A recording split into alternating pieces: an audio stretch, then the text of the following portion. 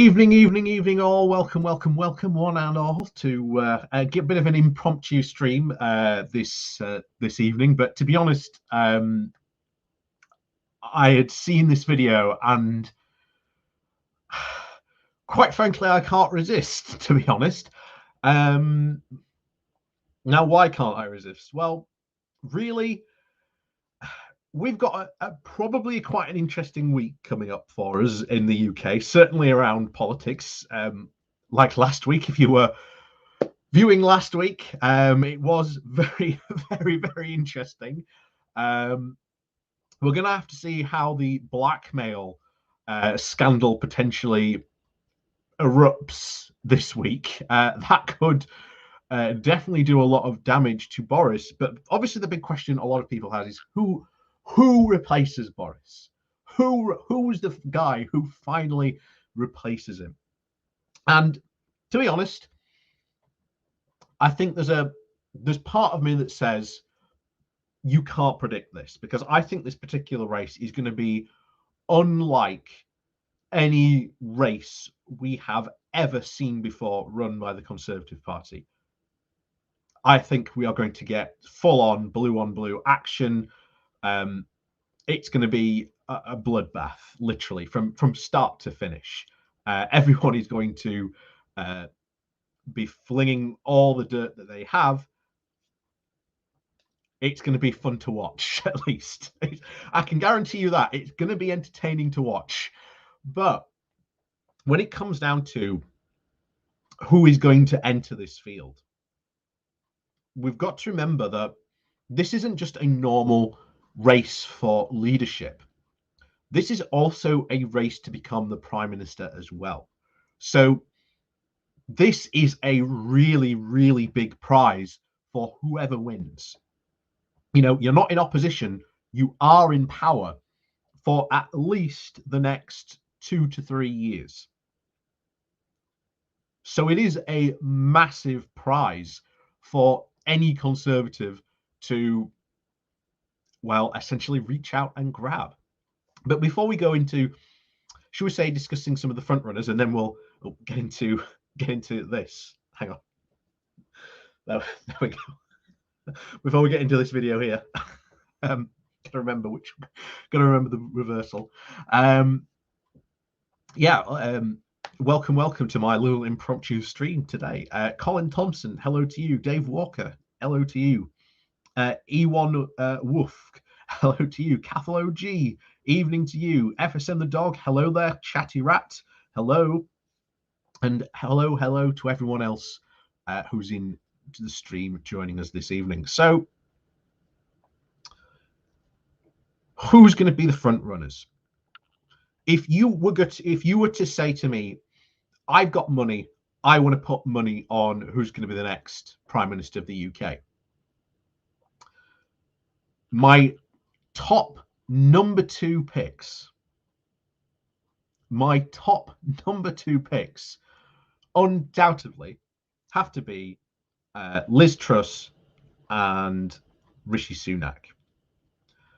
Not only are they probably the two front runners, they are almost certainly, when it comes to the ideological fault lines across the Tory party, is almost certainly to create some very interesting alliances. We've seen Liz has been on maneuvers, courting the new intake of 2019, courting the new 2019 intake of MPs, saying, oh, they're just having lunch to get to know their new colleagues.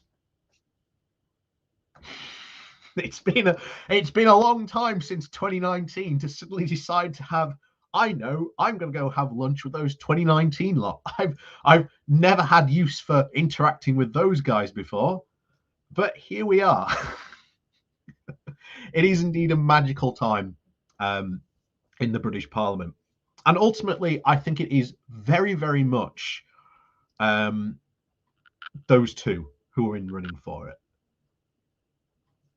And especially if it gets down to the final two, and Liz is still in that final two, she probably has almost nailed it. Almost certainly it's hers to win.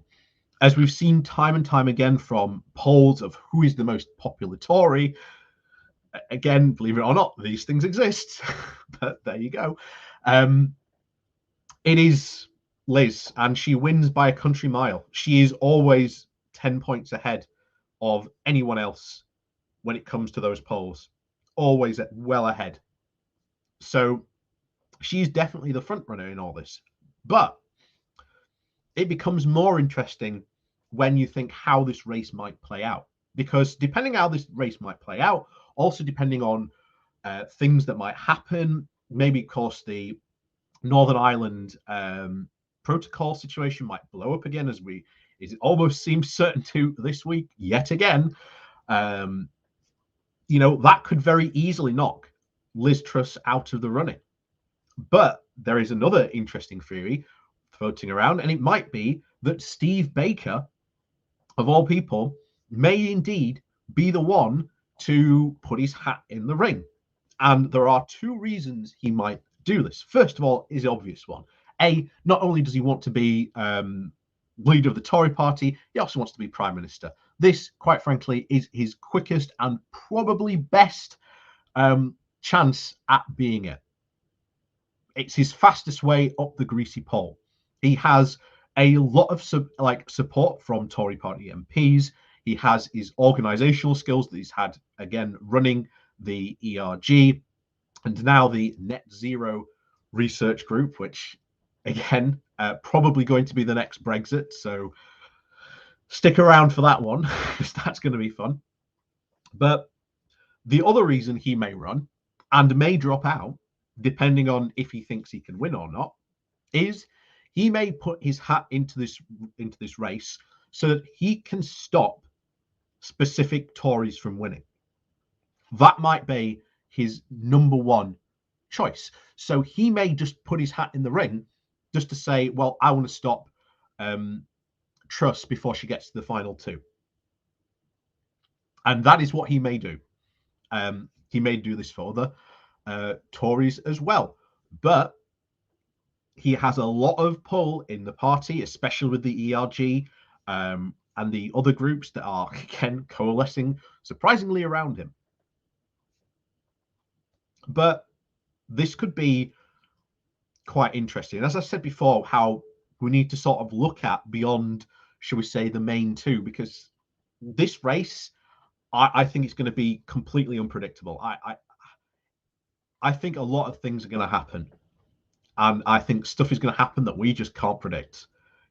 Jeremy Hunt, almost certainly going to be out there running for it.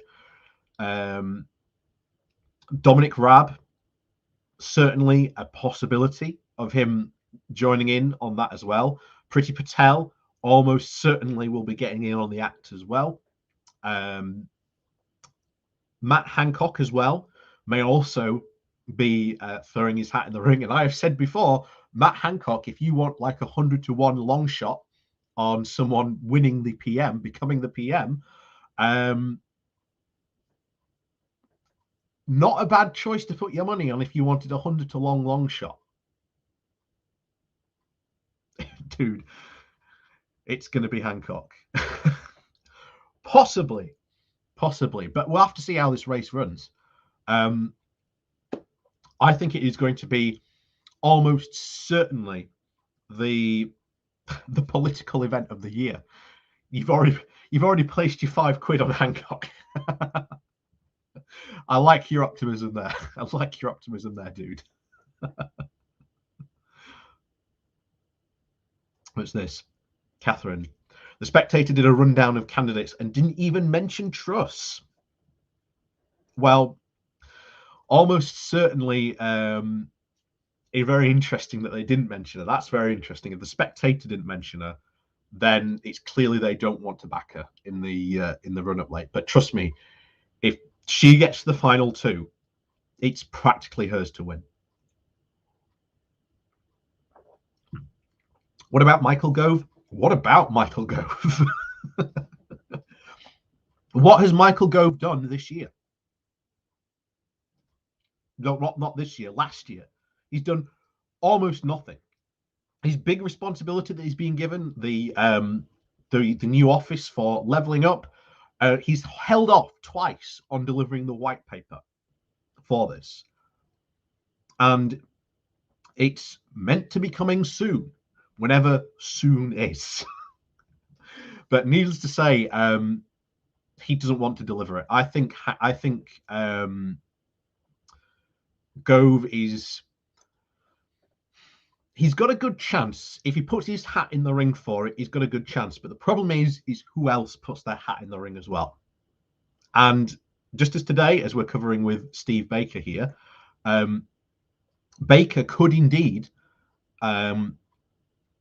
run for no other reason, not to win the PM-ship, although again he may do. He may just run just to beat other MPs out of the running. That is what he might do. And that's where it becomes very interesting again. Who's running just to do that? And what point are they going to go? Because the last thing they want to do, obviously, is damage a potential candidate who they want to win. So these initial rounds are going to be very interesting. But we've got to remember the last Tory leadership contest took about 2 months. So that's the time frame. Maybe we're looking, could be longer.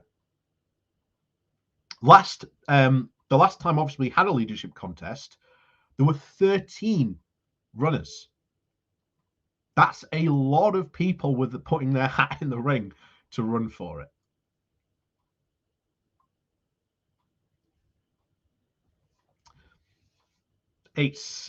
This could be anyone's game. It really could be. But I'll always say the front runners in this are Sunak and Truss. They are absolutely the front runners in it. And if Truss gets to the final 2, she's probably got a bigger chance than Sunak for actually winning. Yeah. FSM, yeah, he's done nothing wrong. The safest way to win.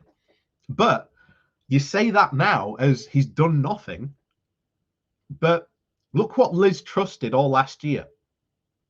And consistently, every single month, she had the highest rating.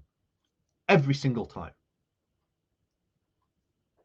Now, of course, as I said, made very clear, it all depends what happens in this running, in the race. This is something that we can predict. There is probably going to be a leadership contest within the next, who knows what may happen this week. But almost certainly Johnson is going to be under yet more pressure, far more pressure than maybe even he was before to go. And as a lot of people have said, he may not even wait for them to give him the push. He may just resign. Could be very interesting if he does that.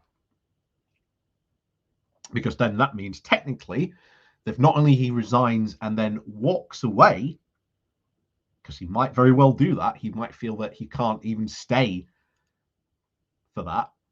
He may not only put Dominic Raab in charge as the Deputy Prime Minister, which would boost his chances in the leadership contest, at least for a bit, but he also may decide, I don't want to be an MP anymore. And then also trigger a by-election in Uxbridge, which, according to all the polls and all how that's looking, potentially could yet be another Tory loss to the Lib Dems. It will be very, very interesting this week, I think. Even more so than last week. If you thought last week was fun, wait until this week and wait until this Wednesday, because this Wednesday's Prime Minister's Question Times, oh boy, is it going to be fun. But yes, enough talking about that. Let's get to the reason why we're here today. So the Telegraph did a sit-down interview with Steve Baker on Boris being a centrist, because that's what they like to call him now, and of course about being woke and winning the culture wars. So this is going to be fun. So first of all, do you like this view? I can make the view bigger. We can go to here, or if you want, we can go to this. I'll tell you what, we'll go to this. We'll keep it at this.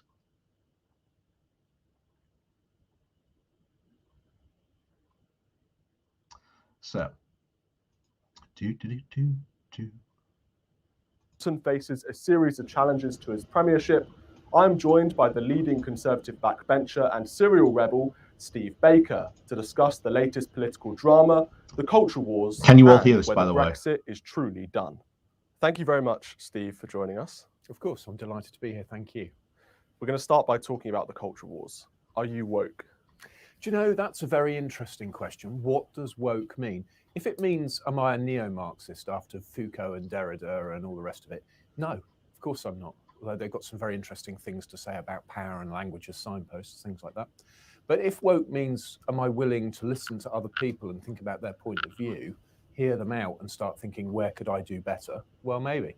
So to give you an example, I was in a pub last night with Lawrence Fox. That's a matter of public record because we tweeted out a picture. I was talking. That's incredibly worrying. Why on earth?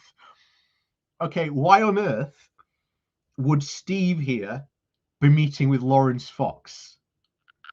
Lawrence Fox is probably one of the most anti-vax crazy wackos there is currently in the UK. But then again, so is Steve Baker. Steve Baker is very, very, very anti-lockdown, which I'm sure he'll be willing to tell us here in a bit. But yeah, that's incredibly worrying that that they've had a meeting. To be a fly on the wall in that conversation, oh my word. With the guy there about Black History Month, as I have done with people in my constituency, and I started to tell him a story that I didn't have to complete. Talking with a lady in Wickham, British Caribbean lady, and I'd asked her, why is Black History Month so important? Because, you know, white British from Cornwall, I don't really, needed it explaining. It was an awkward moment. She had a kind of British name, let's say Jane Smith, and she said, Mr. Baker, every time I write my name, every time I see my name, every time I hear my name, every time I say my name, I'm reminded I'm descended from slaves.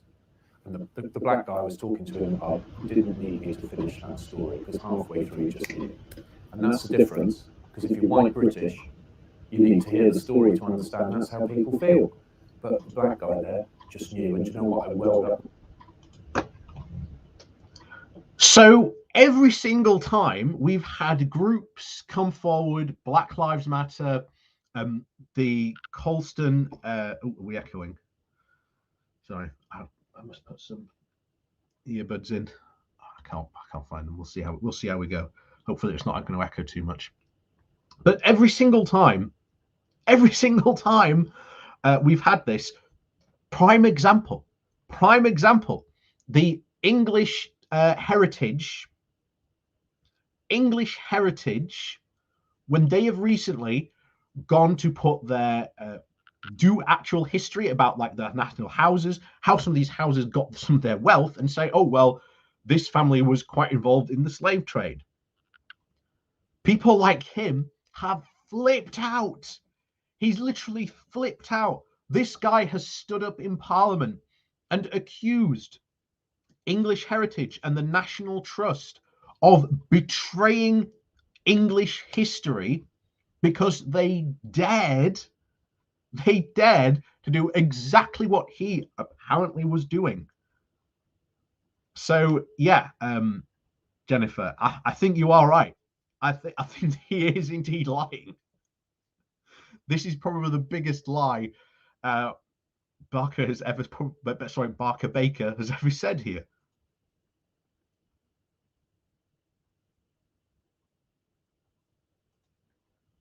With emotion, and I think he did too, because we're connecting then and saying, actually, there's a problem in the UK, that we're not a racist country, we're not institutionally racist, but there is a problem, I think, that white British people haven't understood and heard where black British people are. And if that's being woke, well, you have to call me woke then. But I'm not willing to adopt the nonsense of critical race theory. And I've realised... Critical race theory... God, CRT discussions are so pointless, right?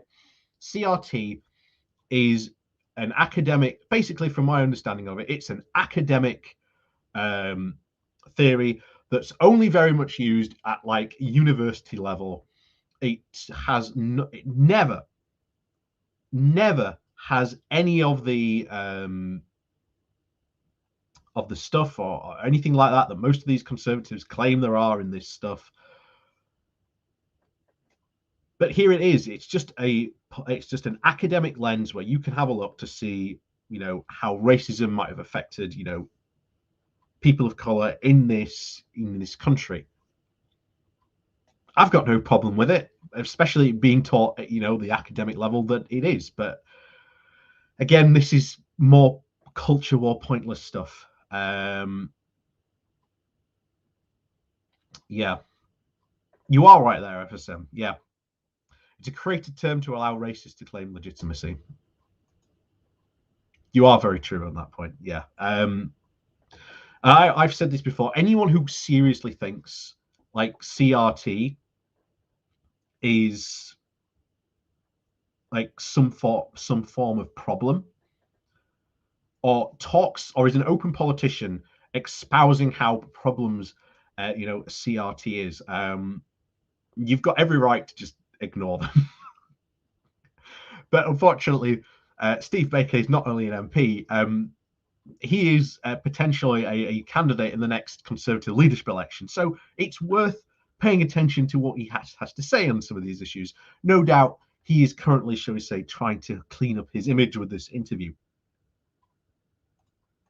There's no point talking about white privilege. I tried to redefine the language and it was a mistake. Well, I think it is worth talking about because it is a very important subject that has become very relevant in recent years. Mm-hmm. And you have talked about this issue before. I have. What do you mean by white privilege? Because to many, to say that a whole race of people have the same types of privilege is completely bonkers. There are white people, of course, in Britain who are poor, who have gone through terrible situation, and they would say, I haven't got white privilege. I'm just a human being with, different disadvantages and advantages, and that's what everyone else is. Yeah, so I totally sympathise with them. I'm from a working class family. My parents who are still around wouldn't mind.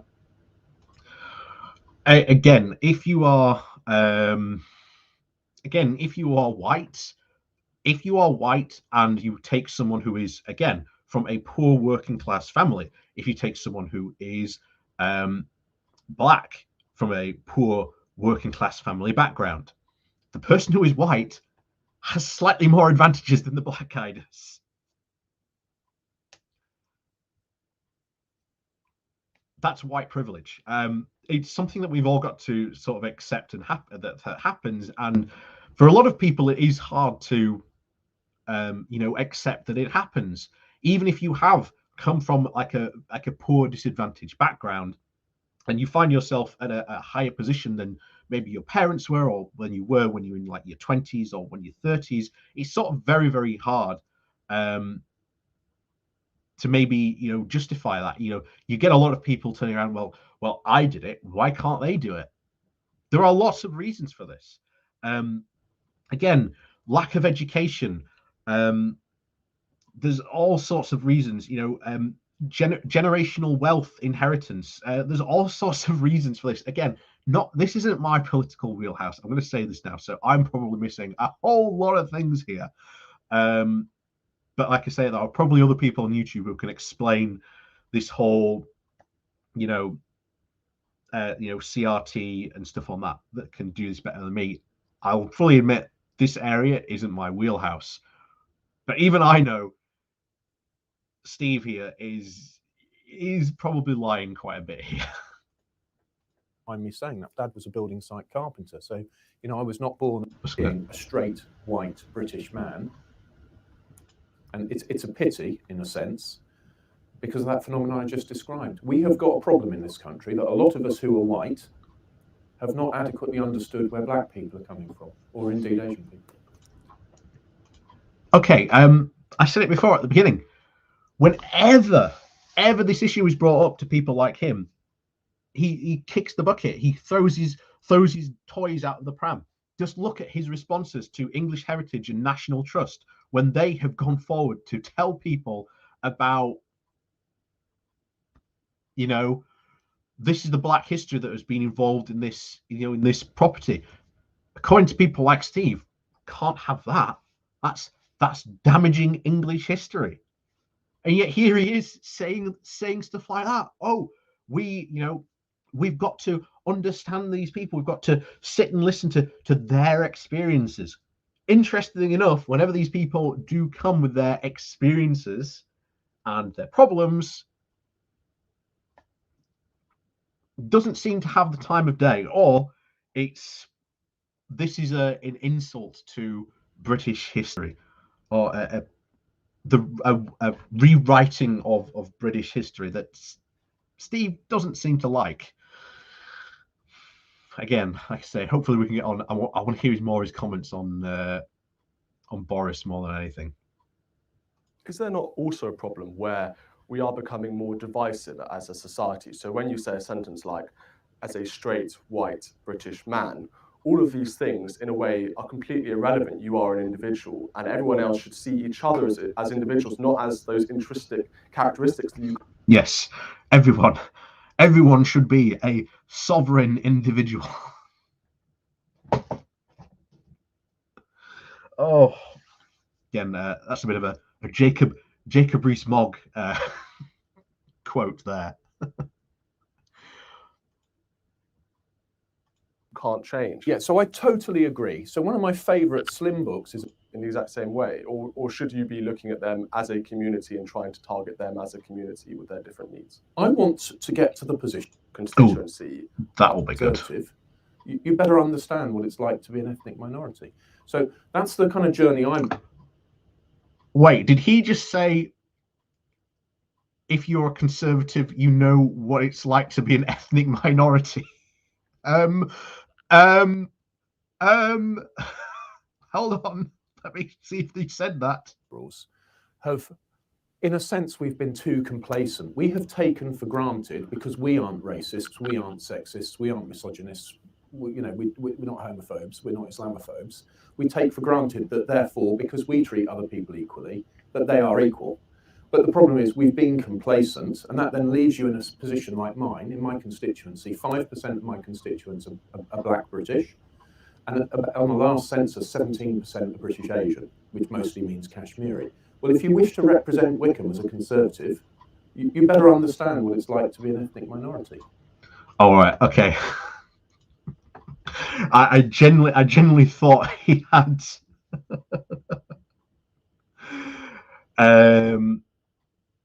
I genuinely thought he'd said it, but no, he didn't say that. So, yeah, okay, no. I thought people would have been all over this interview if he said that. But here's the thing: tons of communities up and down this country, not only ethnic minorities in this country, the black community, the Asian community, pretty much any minority community you can think of in this country, a lot of them are suffering from this. So a lot of people are suffering. Oh wow, thank you very much, Paul Murray. Thank you very much for that. I will definitely have a couple of coffees on you then, Paul. Thank you very much. There's so much, all these communities are suffering, and they're all like, we need help. We need you to help us. And yet people like this guy, when you think, well, what policies can help out? Let's say people who live in inner city areas. First things first, universal credit probably needs to be sorting out at a livable level so that these people are literally not having to rely on food banks to be able to get them by. Not only that, they need investment in their inner city areas to be able to develop, not only just inner city areas, but like the left behind towns, especially in the north as well, to be able to like develop jobs, get these there. And yes, again, you are right. This is what I'm coming to. He's a libertarian. So he doesn't believe in helping others. He doesn't think the state should intervene in helping people.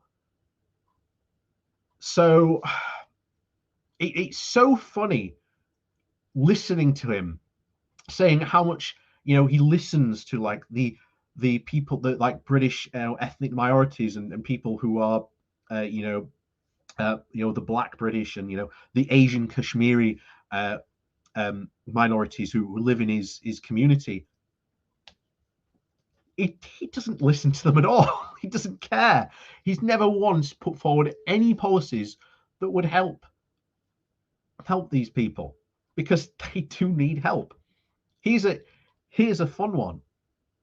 So back in 2015, I think it was, there was a really big push by people, and especially spearheaded by the ERG, to say that anyone who moves to the UK has to be able to speak English. So if you are putting that rule in, you'd think maybe then we need to sort out maybe English speaking classes for people who are from, again, other countries that want to improve their speaking English. Steve and the rest of the ERG spearheaded a combined assault to kill that bill, and that bill was killed. That would have helped people in his community, but sorry, that wouldn't have helped people in his community, because they're foreigners, and people like Steve don't like to help foreigners. But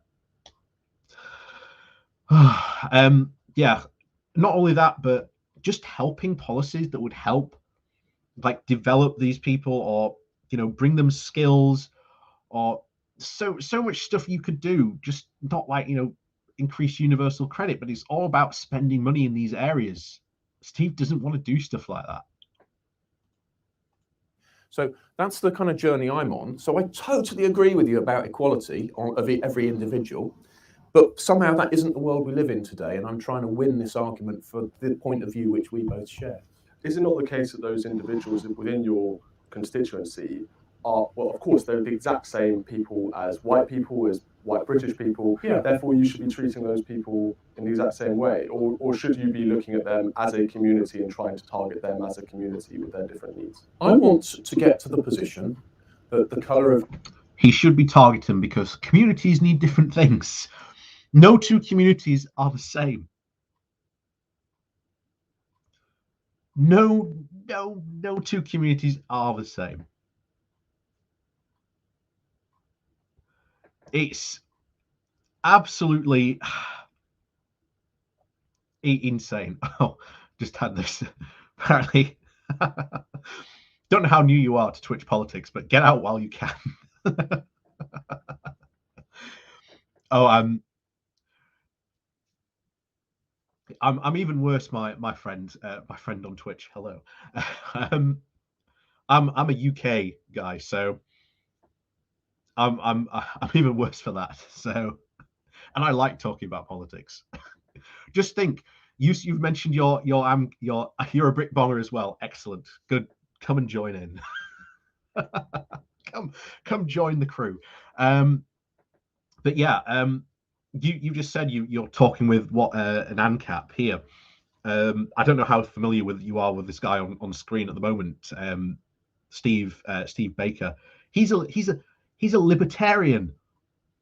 People in the UK are not aware of libertarian ideology. It's quite shocking when you talk to most people about this. It's people just aren't aware of that this ideology exists in the UK. People who might be a bit politically aware might be more familiar, of course, with it being like an American thing. But no, libertarianism has come to the UK. It is here in the UK, and unfortunately, it has been pretty much spearheaded by most of these Brexiteers who are free market fundamentalists. And unfortunately, my friend, this is one of the potential contenders who may replace Boris Johnson. Yeah, we truly do live in a cursed timeline.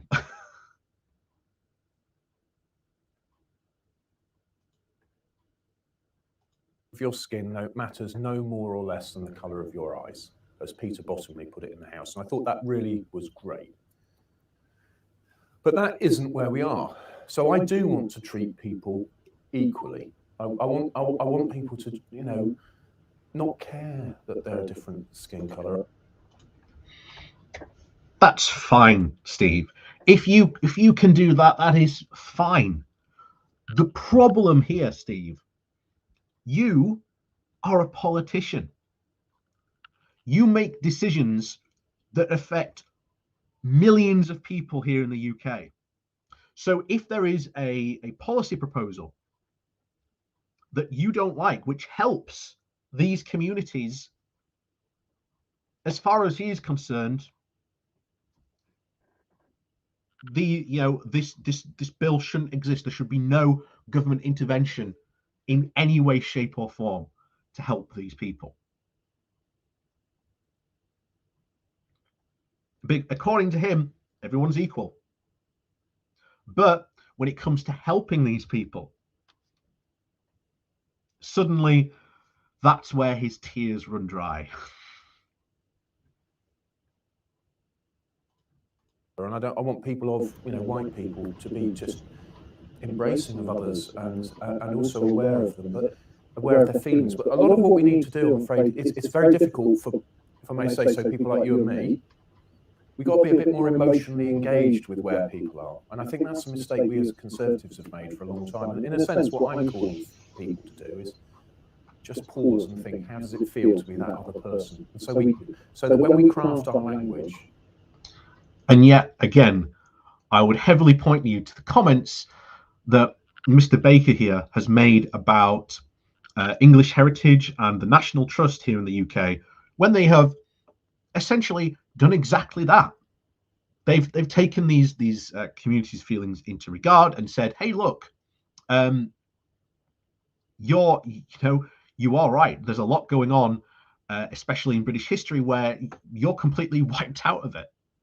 So maybe we need to, bring you back in and explain what happened here. Maybe tell them this is why this family became so wealthy, because it was heavily involved in the slave trade. And this is what it indeed built.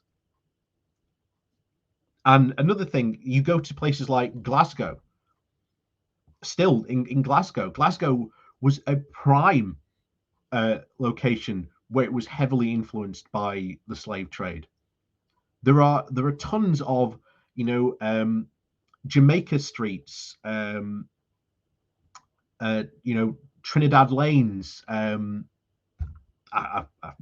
drawing a blank now, but there are all sorts of these street names, not only just heavily in Glasgow, but throughout the UK, because they were heavily influenced by that slave trade at the time. And people like Steve, when we bring this history up to them, when it's brought up to them, Steve's like, oh, whoa.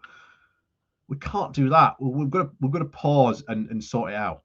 That's even shows how much of a coward he actually is. That as much as he likes to, quote, talk about the culture war, he's really scared to actually talk about it because he doesn't actually want to have that conversation. That is why he's saying we've got to pause and slow down here.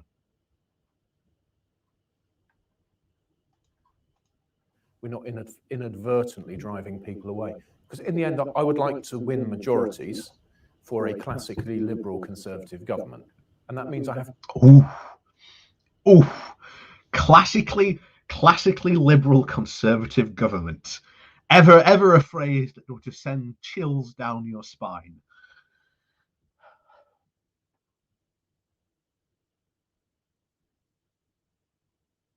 Yeah, you are right.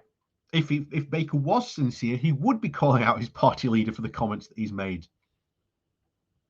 You are right. I don't think he's ever called Johnson out for those comments.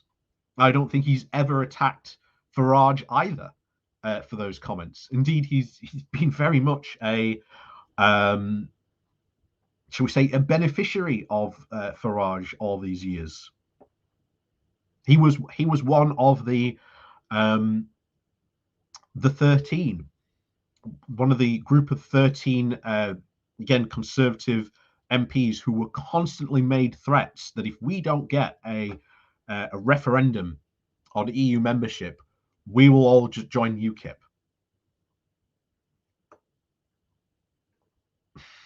That's how it went. To make classical liberal conservatism attractive to everyone. We've got to find a way to make classical liberalism, conservatism attractive to everyone.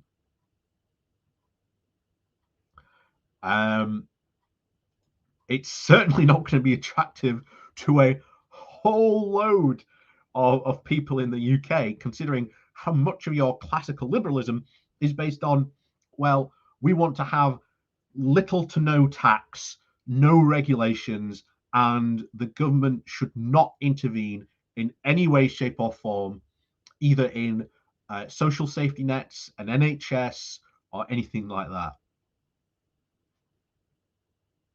That is what he's basically just said here. Somehow he wants to make that more popular. Don't very well see that happening anytime soon. Particularly, as we've said before, Steve loves to talk about getting rid of regulations, but doesn't like to say which regulations he wants to get rid of. Do you understand the concern from many of your voters that this stuff is going way too far? So, for example, there is an attempt to paint Britain as the most racist, terrible society for Black, Asian, ethnic minority people. Yeah. And that actually we are one of the most liberal, tolerant societies in the world, in world history. And there is an attempt by many activists who are simply trying to degrade Britain in this way. Yeah. And some would argue, and some on the right would argue, that you are sort of aiding their argument in a way. Yeah, so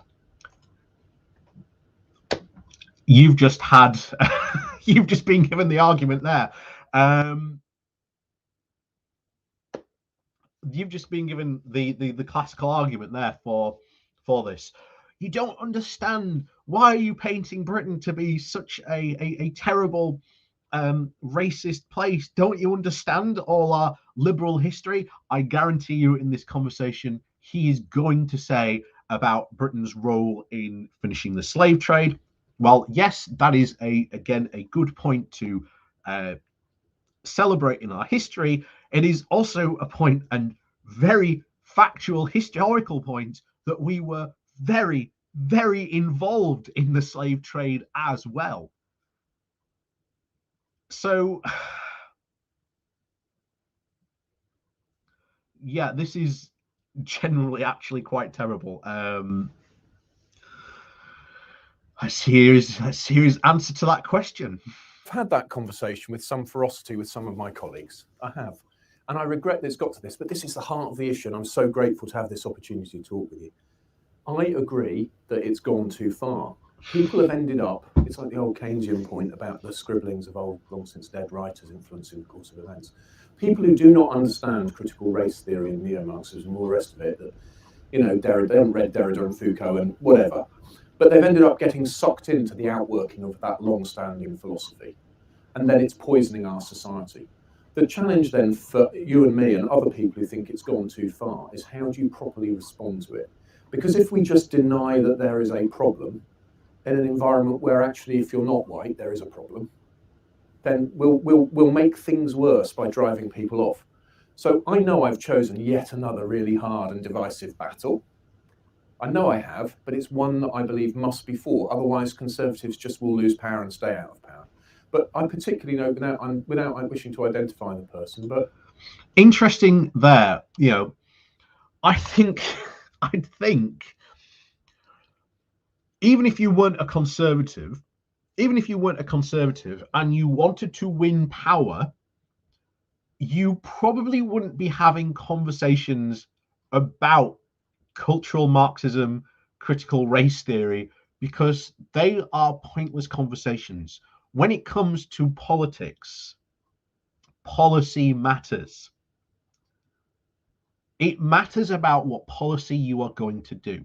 As I've said before in this conversation, if he was deadly serious about wanting to help poor and disenfranchised communities here in the UK, he would be putting forward policies to help those communities.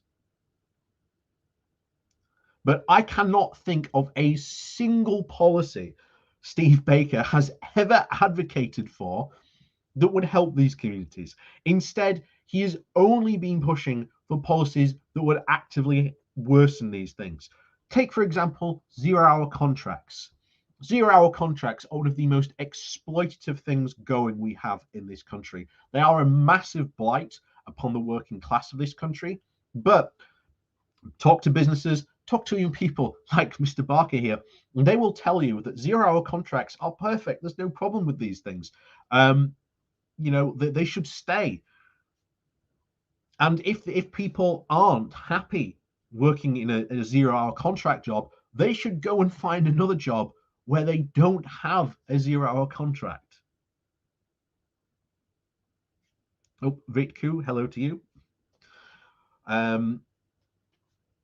Yeah, Steve is completely against helping these people in any way, shape, or form. As far as he's concerned, they should just go and find another job.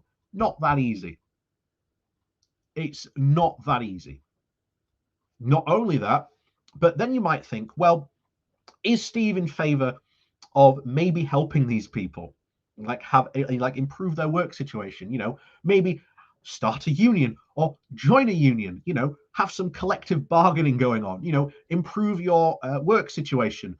Nope. Steve is 110% against unions. So once again, policies that he could be suggesting to be helping these communities, which apparently he's just told us he cares so much about,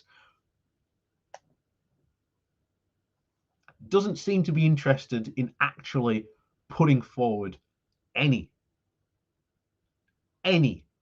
policies whatsoever that would help these people that he apparently cares so much about all of a sudden in this conversation. You know, a girl, 15, totally drawn into BLM. She doesn't know what that and parts of BLM, of course, are not radical ideologues, but she does not know that she's been drawn into a radical ideology. She just wants to say Black Lives Matter. Well, I think I hate to see where this is going. He might accuse her of being brainwashed. That'll be interesting if he does that. That Black Lives Matter, and I think that white lives matter and all other lives matter. But you can't respond to that emotional place that people have reached by just replying all lives matter. Because although it might be said in good... Surprisingly, I will give him that point. I will give him that point. He's actually thinking here for a second. He may be disingenuous about this, but he might be about to say something good. I very much doubt it, because it's Steve Baker. Of course, he's going to say something bad about it soon. And although it might be said in good faith, it's not heard right.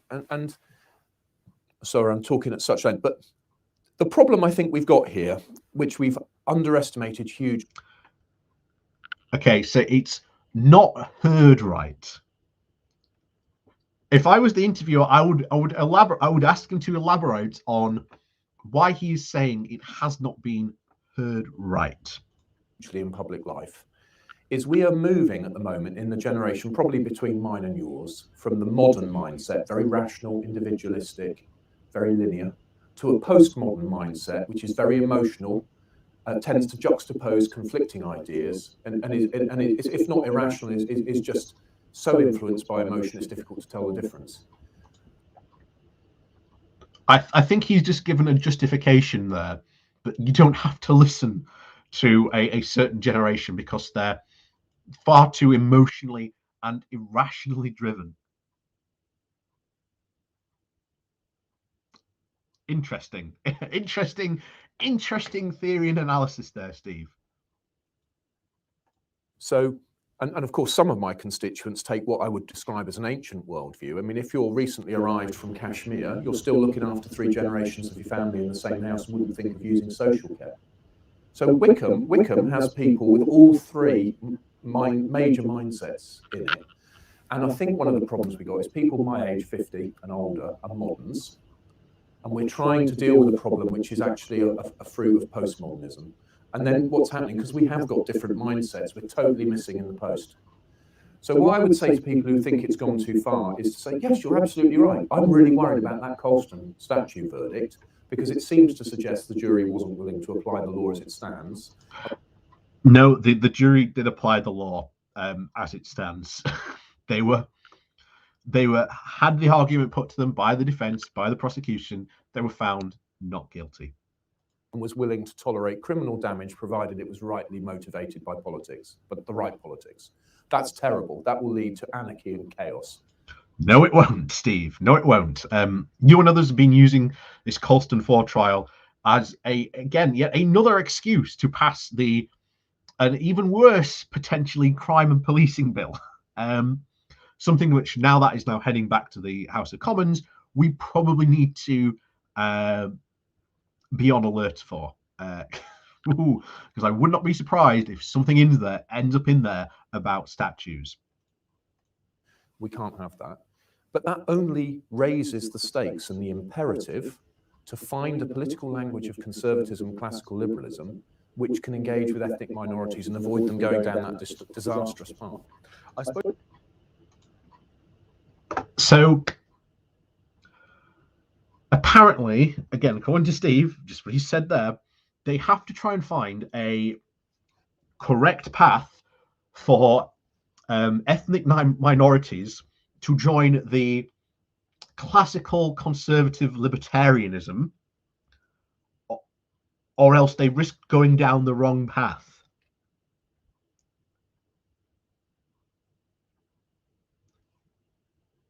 What path is that, Steve? What path is that? Oh my word. Yeah, you are right, FSM. They're terrified that someone might tear down Churchill. Oh no, someone's going to tear down the Churchill statue. Oh no, who cares? It's just a statue. And bear in mind, Winston Churchill gets a ton of praise and credit for being a good wartime prime minister. Notice I'm using the phrase wartime prime minister, because after Churchill immediately lost the next general election and again was booted out, much to, again, the shock of not only Roosevelt but Stalin as well, in came Clement Attlee and created the welfare state. We got the NHS. Churchill completely aghast at these things. And Churchill was not a good peacetime prime minister. Again, he gets a lot of cred for being the prime minister in World War II. And yet, again, you are right, FSM. He was responsible for the disaster at Gallipoli. Again, a lot of history that, again, the Churchillians like to ignore. But again, so much stuff that, Churchill got up into his life, that was at the time, racist by today's modern standards, and probably, again, was certainly racist back there. But then again, many people of Churchill's, class and social standing were indeed incredibly racist. Hey, it's just a fact. But again, don't like to think about those types of things, because, oh no, might damage the image of Churchill. That's kind of weird, actually. Let's bring this back into a conversation. So, Oliver Cromwell, very, very historically an interesting political character, certainly in British history, but massive Puritan, massacred a lot of Irish, I mean a lot of Irish, to a point where there are indeed certain towns where bringing up his name might not be a very good idea in Ireland. And yeah, religious extremist as well, good point. But it's not like damaging British history by acknowledging these facts, because it's history. And yeah, you can look up what he did and his activities, obviously during the English Civil War. Clearly one of the obviously key players in the English Civil War. But there's nothing wrong with acknowledging the good with the bad. Nothing wrong with acknowledging that. So why can't we do the same with people like Churchill and other history?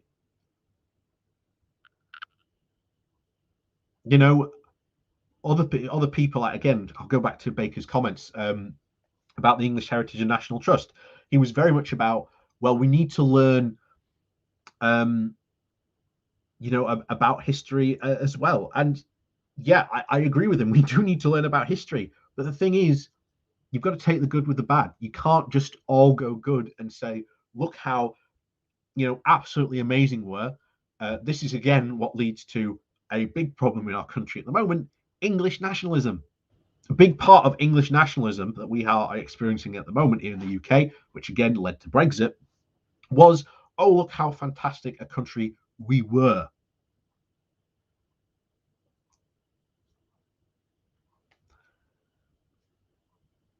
One of the many things that led to Brexit.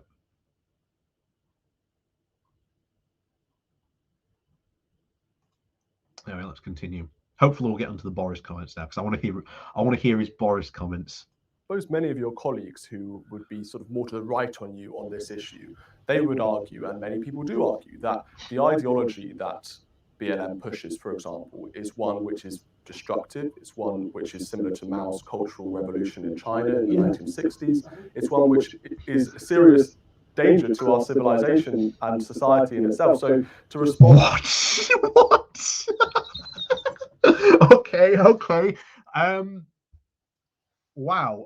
Yeah. So just so you know, I don't know if you can see this. You can clearly tell this is from the Telegraph or the Tory graph. Wow. BLM, destructive to the UK, and potentially destroying the fabric of our society.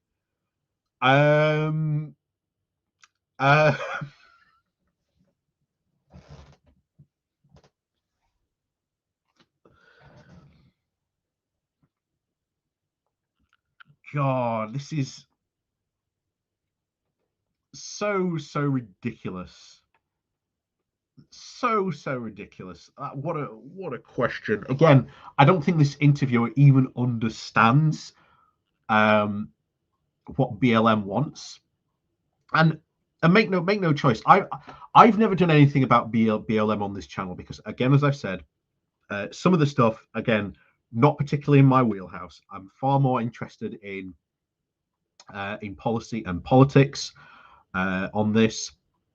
And of course, BLM is a lot more sort of social justice side. Again, I'll fully admit, not my wheelhouse.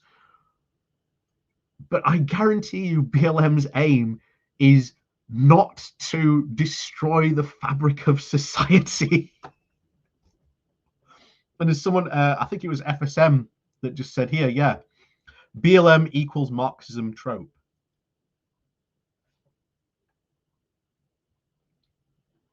Yeah, someone just said here, yeah, this Telegraph reporter is pretty much, I'm not racist, but...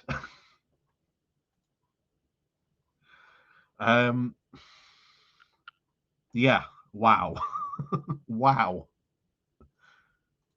In a very firm and proper way is quite correct, because we are in a culture war, and it is right to push back in a very vocal way against these activists. And you've sort of disagreed in some ways. For example, taking the knee, that was a big issue for many. And it worked. You know, what I did worked, and I'm one of the proudest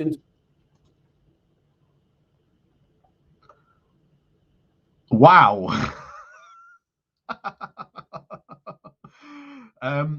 Wow. Wow. Okay. do I even need to comment on that? Do I even need to comment on that? I don't think I really need to at that point. Wow. I'll just let his words speak for themselves, but wow. Interventions, most efficient interventions I've had. I went to a football match, Wycombe Wanderers, twice actually in the last 10 days, and the footballers took the knee, no one cared, there was some clapping. Now, I completely sympathise with football fans who don't want any politics at football matches. I totally agree with that, I understand. But the last Wanderers match I was at, there was a homophobic chant started from the visitors' stand. And you know, you could easily, since it was about improper, you know, it was not only was it homophobic, it was also incorrectly applied, I understand, but it was about a man who is black. And what if it had been a racist chant as well? And you can't tolerate in this day and age. Should never. So basically, you've just disproved your point. You said, oh, you know, there shouldn't be politics involved in football, but you know, they have the right to take the knee, because again, they're complaining about racism in their sport. Your then next anecdotal piece of evidence you would then put proves the point that those guys taking the knee was entirely justified.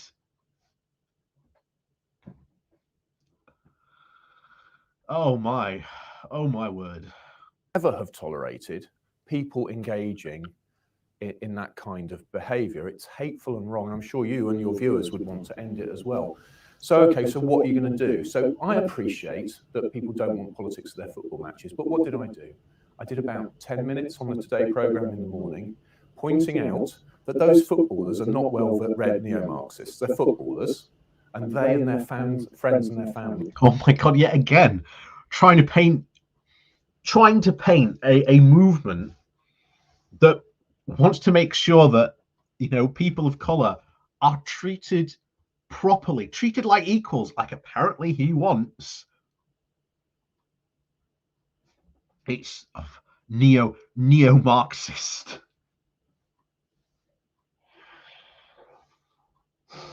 This is, yeah. I've said it before and I'll say it again. I do not cover, or I don't like to cover culture war issues on this channel too much, or at least if I can help it, not at all. Purely for the fact, first of all, not my wheelhouse. I'll fully admit to it. It's not my wheelhouse. And again, there are other people on YouTube, other British YouTubers who do this perfectly, very well. There's Sean, British YouTuber. He's got a little skull. If you want to find out more about this type of stuff, very good guy to go to. H Bomber Guy, I think, has done some stuff before on his channel. Again, good British YouTuber. And those are sort of the two main ones I sort of go to. Kevin Logan. Yeah, go see Kevin Logan. Kevin Logan does a lot of stuff about this. He's more in a lot more in that sphere than, shall I say. But again, the culture wars completely, yeah, as FSM the Dogs just said here.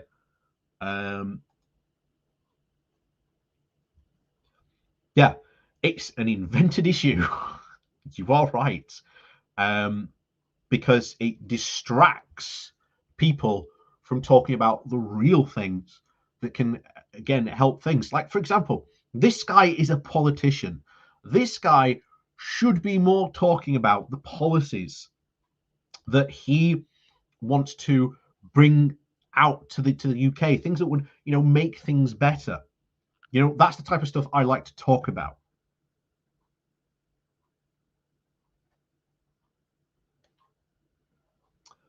But this is an entire distraction from talking about the real issues. This is why I do not cover culture war stuff, or like I say, at least when I can help it. And unfortunately, in this case, we're having to cover it because, again, this guy is a potential, he's a potential, so say, successor to Boris Johnson.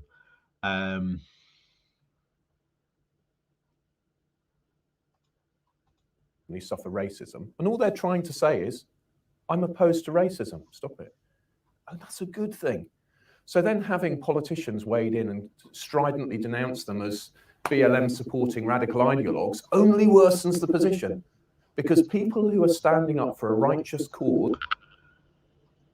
And yet, do you speak out about your fellow MPs that do that? No, you don't.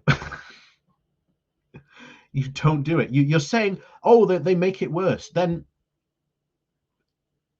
push back against them. But again, he didn't, because that's not what they do in the Conservative Party. And to be against racism, who are not ideologues, don't understand when we bang on about the ideology and just fight them. So what I'm really saying is, let's stop fighting. Let's talk to each other and explain that actually we do agree. But this is just, if you wouldn't mind just looking at this grave danger over here, we need to together avoid that grave danger. I suppose. What grave danger? Again, he said this before about, again, minority communities being led down a dangerous path. What path exactly is he talking about? Doesn't make a whole lot of sense there, Steve. What is this danger? And again, if you want to talk with these people and you agree, then you need to listen to them. Because again, a lot of people on the left, on my side, and again, I've said before, policies, help invest in these communities, help these people get better education so that they can have a better chance in life.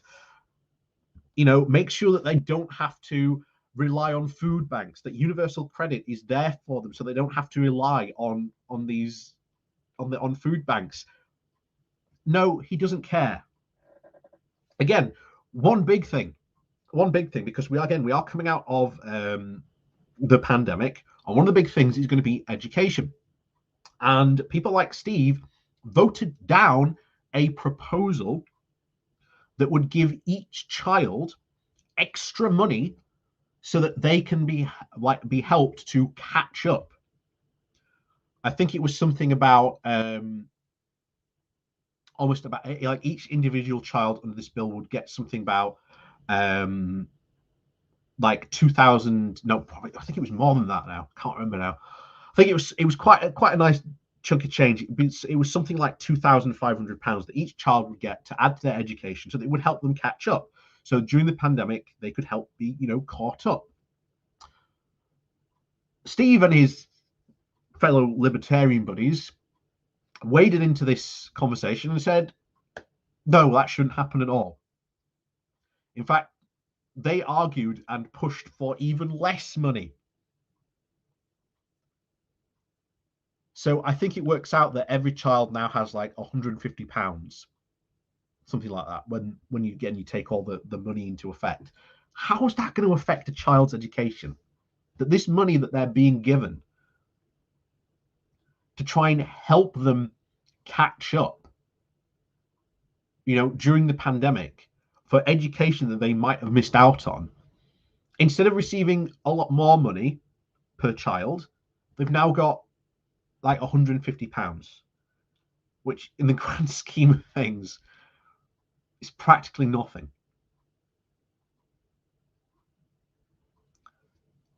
I've been saying it all this video.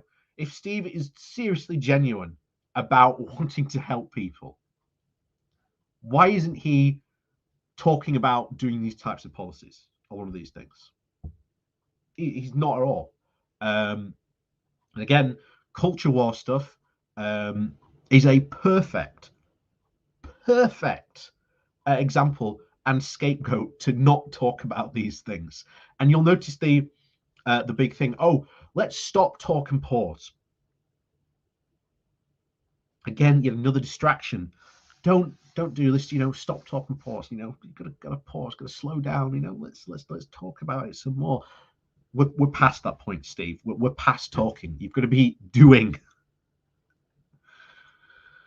The problem that you have in this debate is that the ideologues, the radicals, they say the exact same thing as those footballers. They would say, we're not radical, we're not ideologues, we simply want to end racism, and these are our specific ways of doing it. And we would say, well, actually, this is going way too far. This is attacking our entire purpose of civilization. And what exactly? God, don't you wish you were here in this conversation? Because I'd bust right through the curtain, just go, what policies are they talking about, you idiots? Jesus Christ. Oh,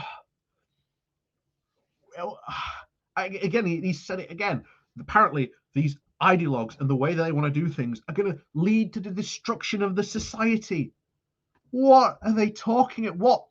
Please tell me, what exactly are these people going to do and are pushing that are going to, quote, destroy society? What are they pushing for? Jesus Christ. Oh, yeah. Double speak at its finest.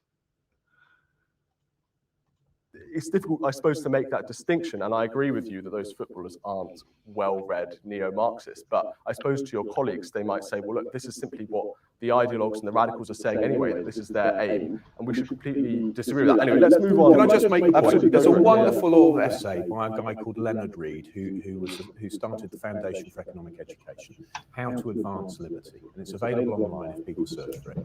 And the crucial point he made, you've got to understand liberty, you've got to recognise liberty, you've got to recognise the alternatives, but crucially, you've got to make it attractive. And one of the problems we've got, if our opponents in this cause make their side look virtuous and attractive, and then we just look angry and upset, we'll just drive people who will drive the swing voters into our opponents' arms. And now, what I would also see is in this cause, just like Brexit and everything else, I found once again the most strident and vociferous disagreements, not amongst opponents, they're amongst people who disagree tactically. And not once have I ever seen Steve Baker have these, again, conversations. Again, I'd be very interested to see him actually have these conversations. It will be probably quite funny. But again, as I've been saying it throughout all this video,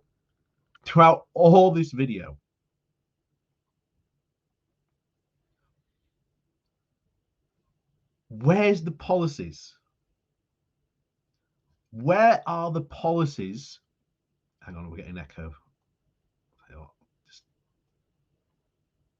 we go. As another prominent YouTuber would say, this is typical leftist audio.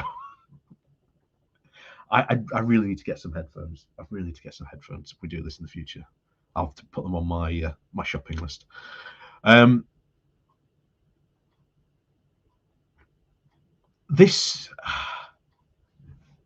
This is insane. Yeah. He's a strong chin, does Brexit Hardman, Steve Baker. You are right. That's a yeah. Why isn't he pushing for policies that would help these people?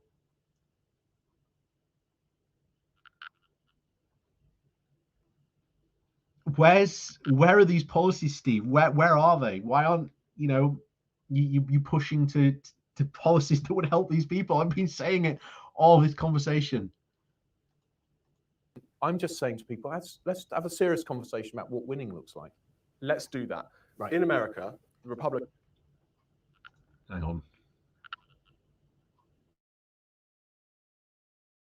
have been very successful in fighting these culture wars electorally. So if you look in Virginia, Glenn Youngkin won this election on banning CRT from schools, banning critical race theory, that is. Yeah.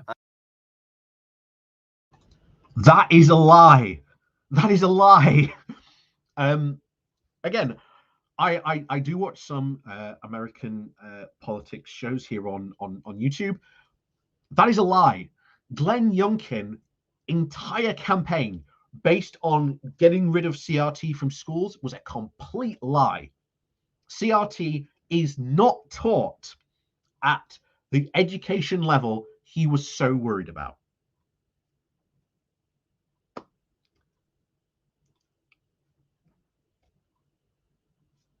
Very, very interesting there. And he has just become governor. Day one, he signed into law banning CRT from schools. The same thing in Florida with the governor there, Ron DeSantis. And the Republicans there, and I should also mention that parents on school boards have been very, very vocal in pushing back against this ideology, teaching to their kids. I would say that these are very, very clever ways of fighting the culture wars. The government is actively doing something about it. We're not just talking about it. We're not just being angry, as you say. Do you think? So apparently, we need to ban CRT here in the UK. Once again, if this becomes a culture war issue, I'm sure it probably will. I'll probably have to talk about it because I'm sure, again, this is when it becomes policy. This is ridiculous. There is no CRT taught at primary or even secondary education. It is probably maybe when you would come into like college, when you're doing like A levels, maybe when you were doing law, or maybe you're doing social sciences where you would probably encounter it for the first time, but not completely. And then, of course, you would go to university where you would probably experience it there far more. It is a university level idea.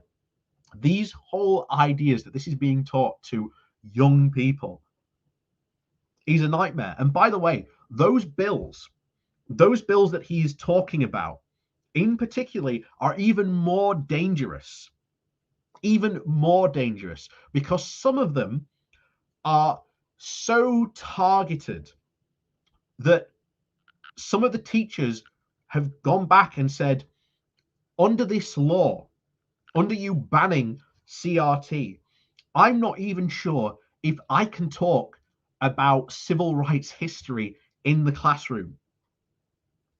That is how far these laws have gone in America.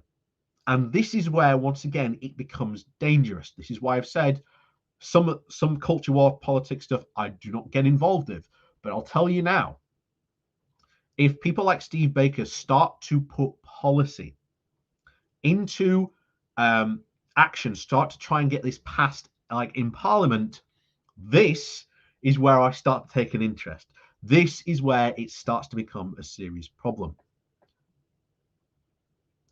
This culture war is completely nonsense. And if Steve or anything like that decide to put stuff into law, this is where we have to have a serious fight back against it. At the moment, it's just fun to have a laugh at these fools because, again, Steve's talked a very pretty game, but he's all bark and no bite.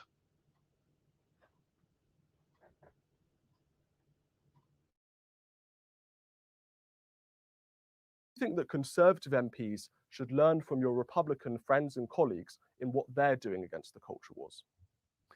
Well, yeah. So if what you're saying is, do I think we should ban things which are capable of destroying our civilization?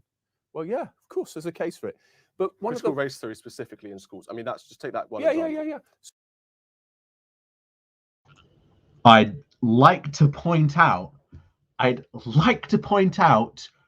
critical race theory is not being taught to school kids. It is flat out not being taught to school kids. This is where it gets incredibly dangerous. And again, yeah, you are right, Londoner, destroying our civilization.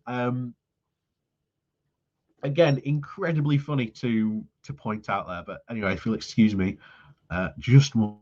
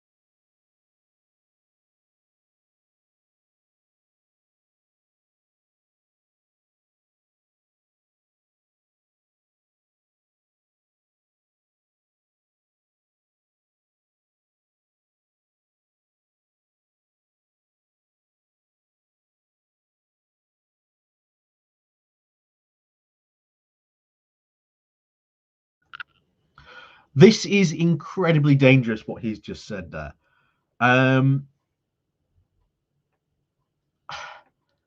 This is incredibly dangerous. Incredibly dangerous, because, again, go back to those laws that he was talking about that have been passed in America. Those laws are so broad that teachers cannot at all have conversations about race. That, I would say, is far, far more likely to destroy our civilization than CTR being, a thing that's taught in schools. This is incredibly worrying and incredibly dangerous about this.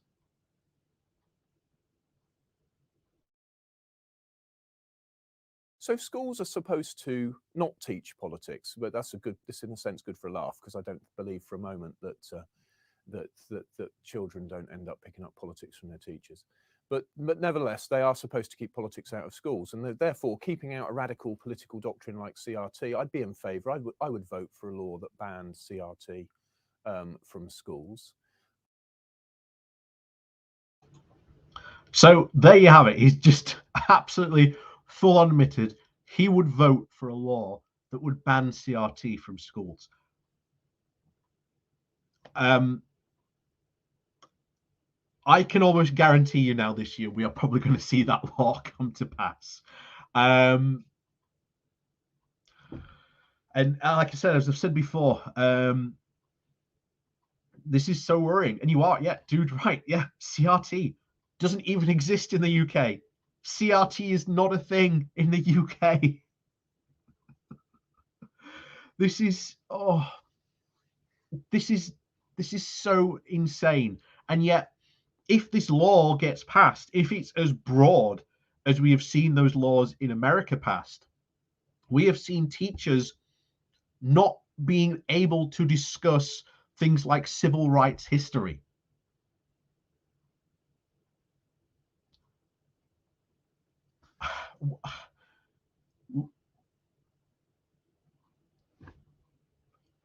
This is how lunatic fringe these guys really are. This is how lunatic the Conservative Party is going. As I've said before, it's funny because it'll end up destroying themselves, but the problem is the damage they'll do on the way out. At the moment they have a very, very large majority, which pretty much allows them to pass any law they want. And it's incredibly worrying about that. We've got the crime and policing bill that's been obviously stopped in the House of Lords, now heading back to the House of Commons. What's to stop the Tories just from undoing the Lords' amendments and just sending it back? That could very legitimately possibly happen. But then again, like I said, this week in politics is going to be quite fun and probably not for Boris Johnson, to say the least. And that's a good idea. But the point I'm making really is not about whether we ban CRT from schools. It's just that as we ban CRT from schools, we've got to make it attractive to ethnic minorities. And that's the problem, is if it looks like, because remember what you just. So Steve's main problem here is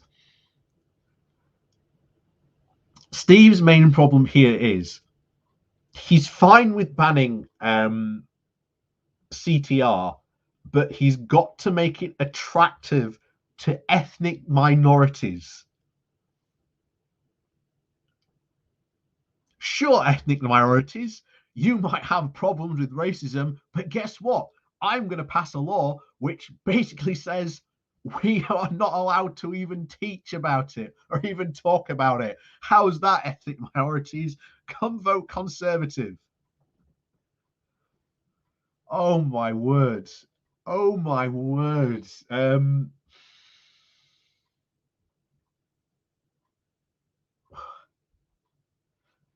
what do you even say about that? Yeah, there's a Londoner that points out lunacy, absolute lunacy. Just said it about our opponents. They're super clever. They will make it look like we're being white supremacists. So we can't have that. So we've got to make sure that we have connected on the level of virtue and emotion, so that rational people, the Mercy Morokis of this world, can say, you know what, I know that Mercy, I'm sure, would say she knows that I'm with her on these issues and that I would defend Mercy to the ends of the earth. But what we can't do when we're talking to people who don't know us is get ourselves into a position where when our opponents say we're white supremacists, the message lands. That is a disaster. So I'm talking really making the case for a change of tone, and we might well agree that we need to ban CRT. But there is an argument that your opponents are going to be.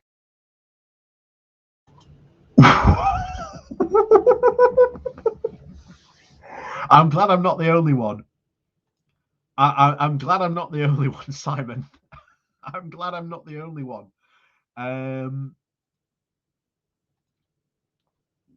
True. Oh my word. Oh my word. Yeah, Jennifer, you are right. Yeah. How to do racist things without getting caught. Oh.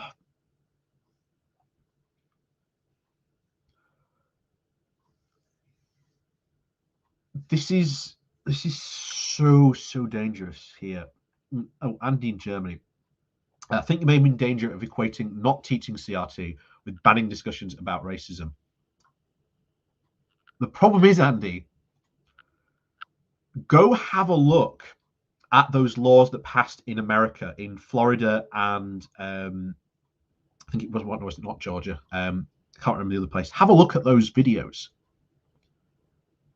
Those laws that they passed banning CRT are so broad because they don't understand what CRT actually is, that teachers in those states cannot have discussions about the civil rights movement, have discussions about racism in the classroom.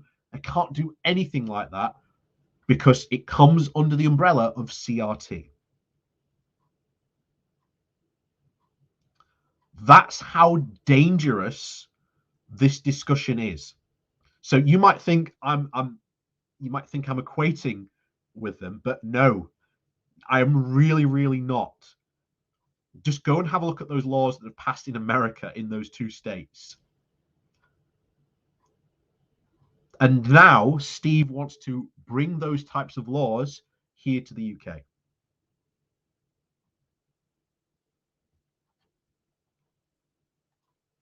Yeah, and you are right. CRT isn't the only thing, only, so we say, academical lens, because that's what CRT is. It's just an academical lens and tool to have a look at these types of things. CRT at the moment is just the flavor of the month. And the big problem then becomes, if you get rid of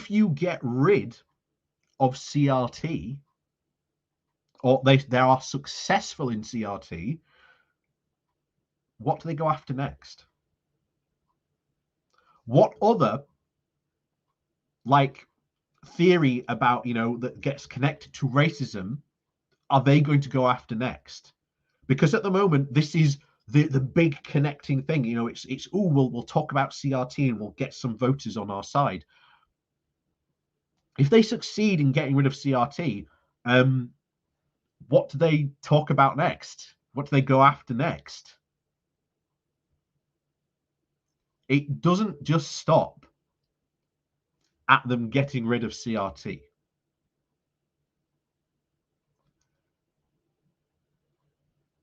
It could go on and on and on for the next theory and the theory after that and the theory after that. And this is where you get into serious problems about having, academic freedom.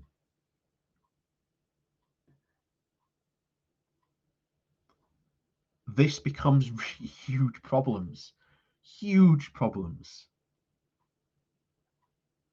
And he's just talked about things that are destroying society. I would argue that not teaching children about racism and why it's wrong, and sort of the history of racism, you know, and the struggles that we went through on this, I'd argue that does far more damage to our civilization than CRT being taught. But here's the thing, it's not even being taught in schools in the UK.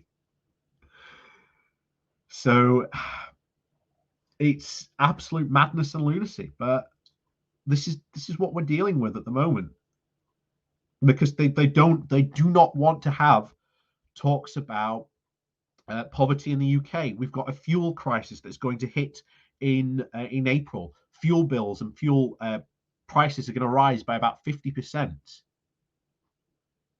You know, you've got the cost of food, pasta. A cost of what a 500-gram bag of pasta has gone up by about 100 and I think it's like 175%, might be even more than that. That affects a whole lot of people. Just that extra couple of pence makes people's shopping bills a whole lot more expensive, especially if they are on low income families. They don't want to talk about that. They'd rather have these types of talks, these types of culture war talks, getting rid of CRT. They're just a smokescreen because they do not want to talk about these different things. And, you know, it's lunacy that these people are even in power.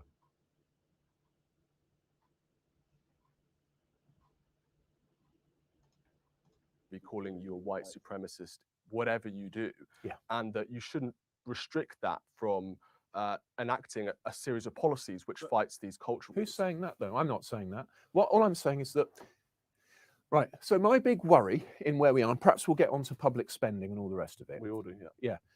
We are heading, I still think, into a disaster on public spending and inflation and the currency system and so on. And it is because... Wait. Why are we heading into a public spending disaster?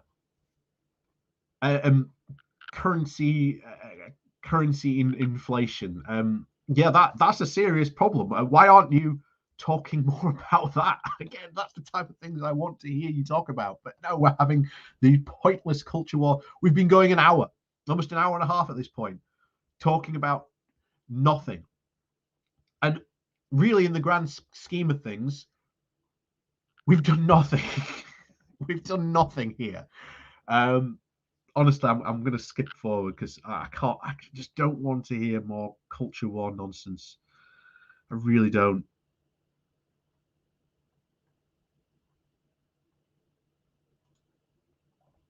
From organisations like Stonewall. They could withdraw funding from other academics who are funding far left research into CRT and other things that we completely disagree with. So don't you think the government should be more active in this and not just being angry and not just having words, but attended a work event in his eyes, met to many people. It was a... Here we go. At last, 20 minutes in, we're finally talking about this. Let's see what he has to say about this.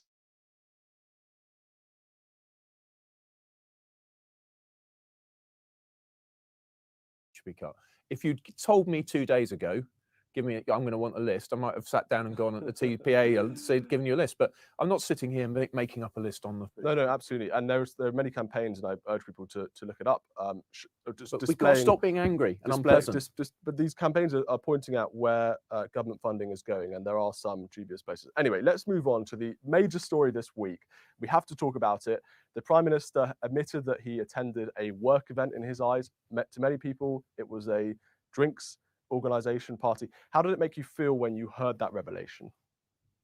Appalled. You know, we're all waiting for Sue Gray's report to try and get some facts. So I don't envy her that position. She's a civil servant, and I've met her a few times. You know, she's only human, and I think my heart goes out to her to be in this position.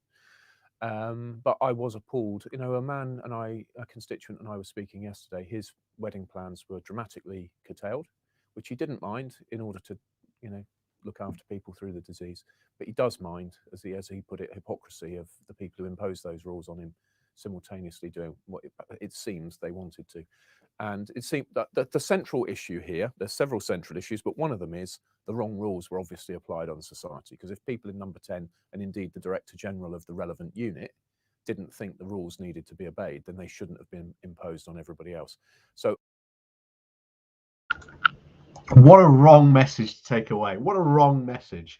Oh, these people, you know, they brought in rules to, you know, help stop the spread of this very, very deadly pandemic that we are in, and essentially they broke the rules. So this shows instead the rules should just not have been imposed in the first place.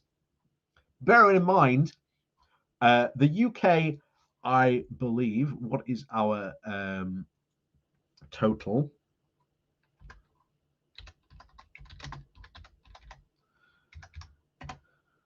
Let's look this up.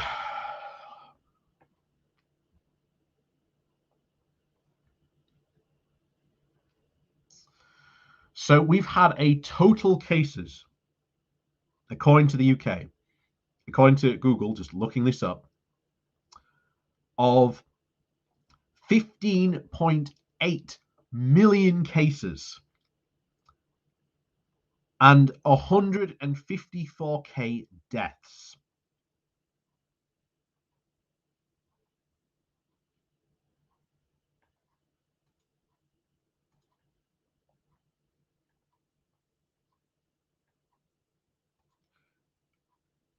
That is incredibly high number. That quite frankly shows the Tories should never ever be allowed anywhere near government. Yet this guy and his libertarian crew are insisting that the rules that were brought in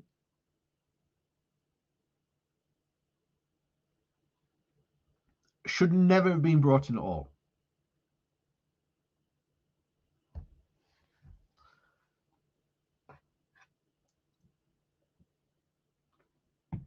Oh, that's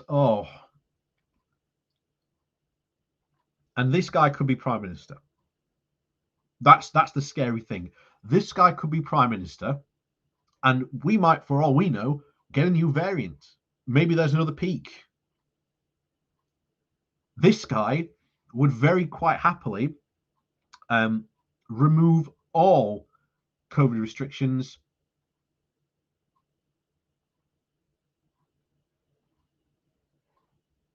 and,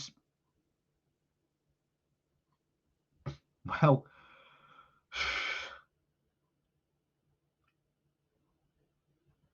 just let people die.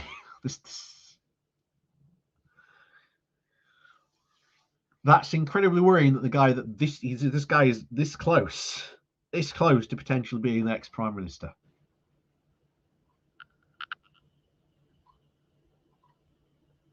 It's incredibly worrying.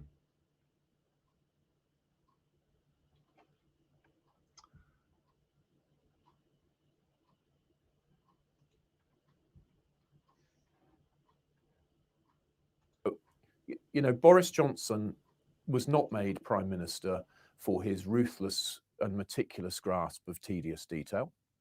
Some of that tedious detail, as the record shows, has always been in relation to compliance. And this is just the very, very worst exhibit of perhaps not noticing every detail of whether everything was strictly compliant. How it will work out, I don't know. Why then? In again, to quote someone else who said this comment this week as well, why then, in the name of God, did you back Boris and put him into number 10?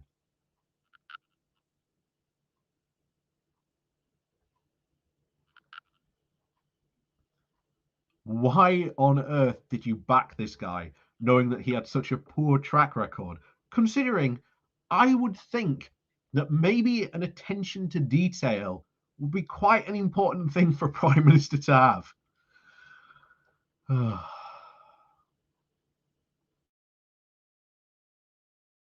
It doesn't take a genius to know that a party at the time was against the rules, does it? But again, Stephen, I hope your viewers will understand this. You know, I've been down this road once before, and we politicians are all only human too. And I'm just not going to go down the road of seeking to remove this Prime Minister. I'm not going to. I'm not going to. Interesting. So Steve here is not going to remove Boris Johnson.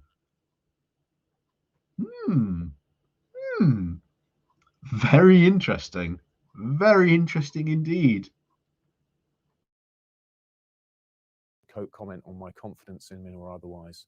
You know, I'm happy to tell you what my voters think, which is that they're furious. I said yesterday, I gave a number yesterday, and the mistake there was that the balance of opinion has now changed in my inbox. But nevertheless, my constituents are still overwhelmingly against him as a result. But I am going to refuse to go down this path again. It's too high cost for me to go down a path of trying to remove him. I won't do it. But I think people have inferred what I think, not least because at the beginning of December, when this stuff broke, I did go out and do a media round relaunching Conservative Way Forward. And I did say what I thought, which that the rules must apply to the rule makers. I'm going to ask two questions.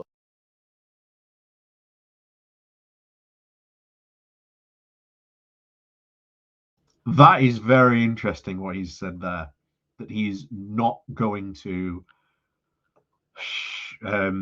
remove, shall we say, Johnson. That's very interesting. But as I have always said, any vote of no confidence is not a open ballot. It's a closed ballot. So you don't know who voted which way. So when push comes to shove, Steve may indeed vote to get rid of Boris. But one thing I've said the opposition should start to do now, definitely start to do now, is that people like Steve, who refuse to get rid of Boris Johnson, are just as bad. If you know Boris is bad, if you know he's bad and you want to get rid of him, that even, as you said, your constituents are furious and want to get rid of him, maybe you should, well, be getting rid of him.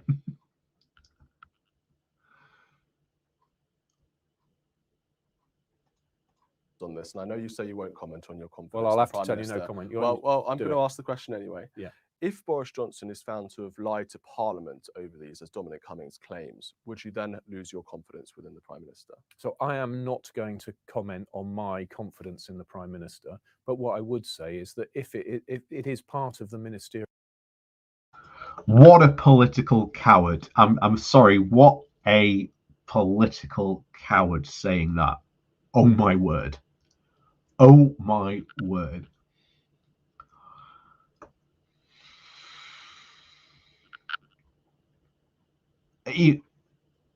He's lied to Parliament, and even then you're not going to comment over saying that you would lose confidence.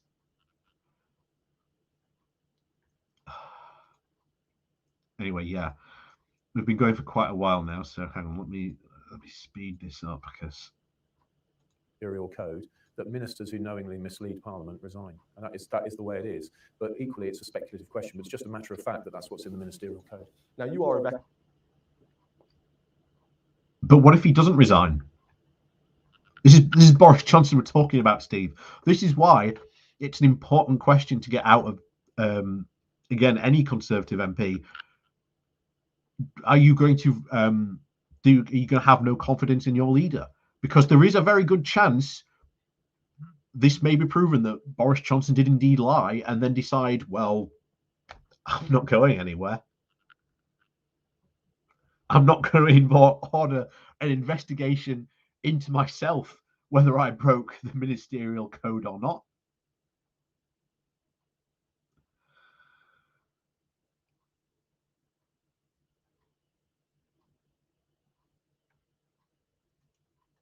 director and MP of the Theresa May government. You were hugely important rebel in that, in sort of consolidating support against Theresa May's Brexit deal, for example.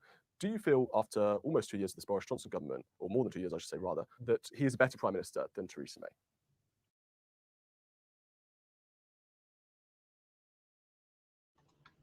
Is Boris Johnson a better prime minister than Theresa May? No. That is a straight up answer we should be hearing. Well, so, well, Judge, what does better mean? So if you mean better in the sense that he won an 80-seat majority, better in the sense that we did leave the European Union with a tolerable path to a great future, as I said when I backed the deal, then yes, that is all better.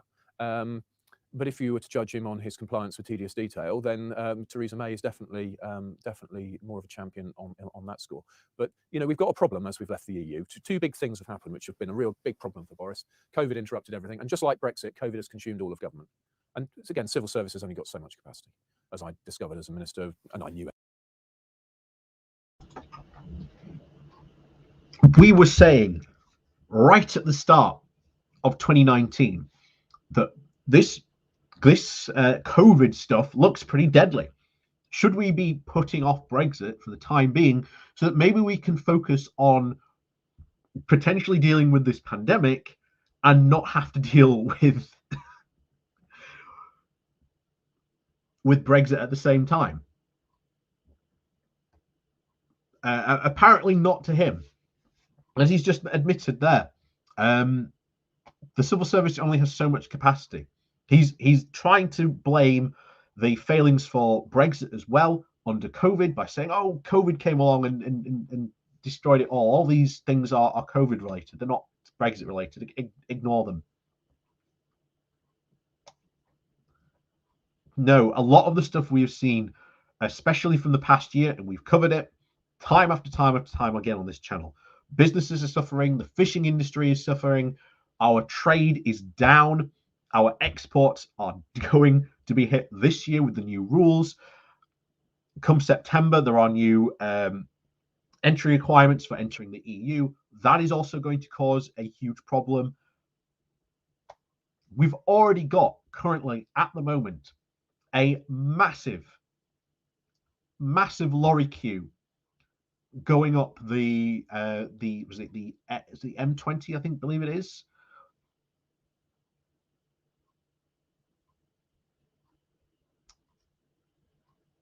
Which again, we predicted. We predicted most of the problems that we said would happen have started to come true, but people like this guy, oh no, don't worry, it's just COVID, don't worry about it. It's all going to go away. But I'm very interested to see where he takes this. Anyway, but as I really experienced as a minister. And the other big problem is, until the Northern Ireland Protocol is sorted out, it's very difficult for us to do our own thing. Because if GB starts doing different things, we will just illustrate that we really have left Northern Ireland behind. So the protocol. You just said moments ago, you backed Boris's deal. This had the Northern Ireland Protocol in it. And now, oh, you want to get rid of it.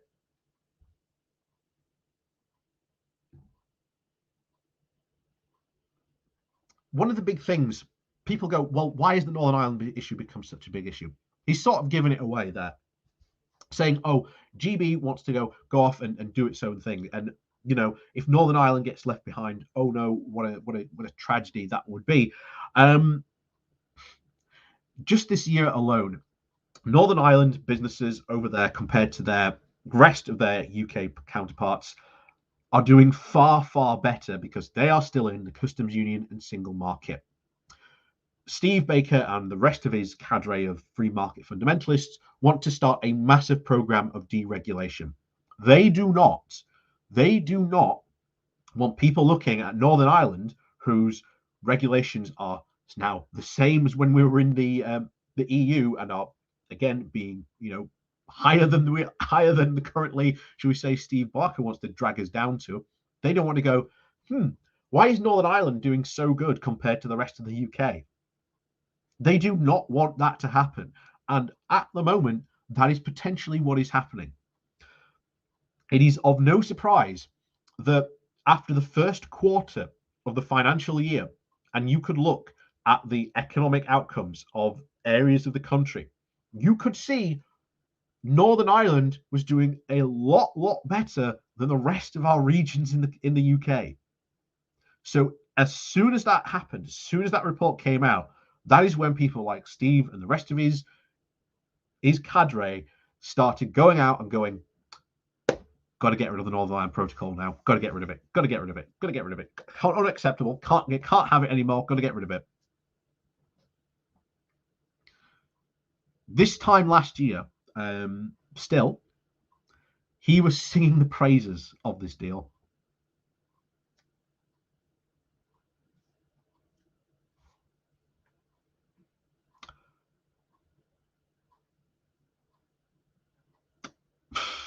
Again, as we covered Jeff Taylor on last Wednesday, I've said it before. You can go back a year and you can watch a Jeff Taylor video of him singing the praises of the Brexit deal that Boris has just done. And yet a year later, terrible deal. Got to get rid of it.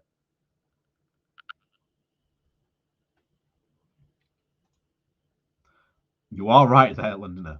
The UK is indeed the most gaslit nation in probably all of Europe. Protocol's got to be sorted, and that's why I said the deal was a tolerable path to a great future. Let's take the first things of those two issues first, and then we'll talk about Brexit afterwards. Sure. So the coronavirus lockdowns. Now, I did meticulous research to find out what you've said on this over the last 2 years, and I'm absolutely surprised how consistent you really have been, to be fair to you, on this issue. The initial lockdown, you did support that. I think you were very, very reluctant to do so. I don't think I voted for it, though, did I? You cry. I remember you crying and saying, I don't know, crying. Let's not get carried away. Whenever everybody says crying, it just starts a ridiculous story. I did not stand there crying. I was definitely emotional because I feel very passionate about liberty. But crying is a daft. I'm just saying, obviously, to you, it's a very feels very passionate about liberty that he would not introduce basic public health measures that would keep people safe. That's our potential, maybe future Prime Minister there, people. That's our potential future Prime Minister.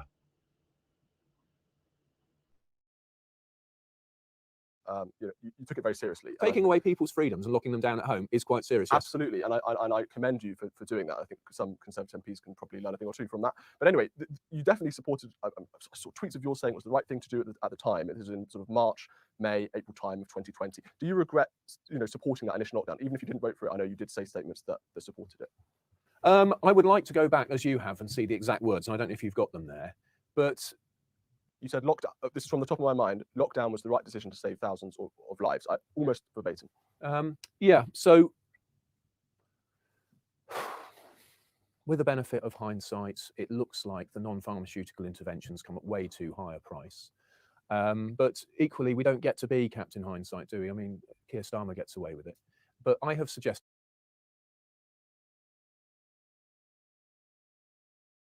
Dig at Keir Starmer. We know the death toll. We know the death toll. I've just said it on stream. Is it 158k, something like that? I think it said.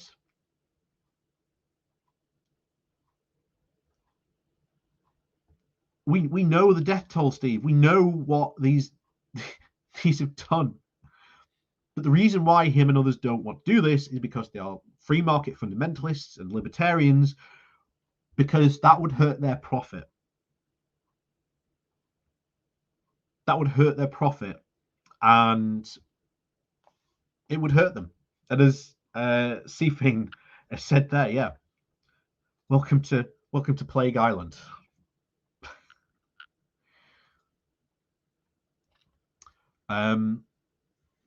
The Conservatives, for all their crowing about their handling of the coronavirus and how they've, quote, beaten it, and as someone said, London has come out and said, yeah, Boris has banished COVID. Just look at the death toll and really ask the serious question. Have the Conservatives done a good job? No, we haven't. In fact, again, Andy from Germany just said there, yeah, Germany has a bigger population, less deaths, and is recovering economically. You'll have seen notice very recently. Again, I just last Wednesday, one of the things the Conservatives saying, "Oh, look, our economy is covering really fast. Look how fast it's covering." Our economy, when we locked down, went down to minus 21%. That was how much of a hit we took. That was a massive hit to our economy, because you've got to add Brexit on top of that as well. Brexit had a lot to do with those taking out so much damage, because the next country, by the way, I think it was Spain. Don't quote me on that, but I think it was, and they were at like 12%, minus 12%. So you would go down the list, and then there was the last one at minus 12% for damage taken. The recession, the coronavirus recession that it caused. We're at minus 20. The reason why we've had, quote, a good bounce back is because we've had such a damage to our economy that, quite frankly, any uptick, any positive would be good. And remember, we're still behind everyone else when it comes to like economic recovery, which again is something that we are going to see hitting this year. Again, with inflation, the cost of living increase, we're going to get something called stagflation, where even if you have a positive growth number, it is completely eaten up because of inflation. Something, by the way, part of our massive reason and drive to, again, join the European Union, because we want to be part of the single market and customs union.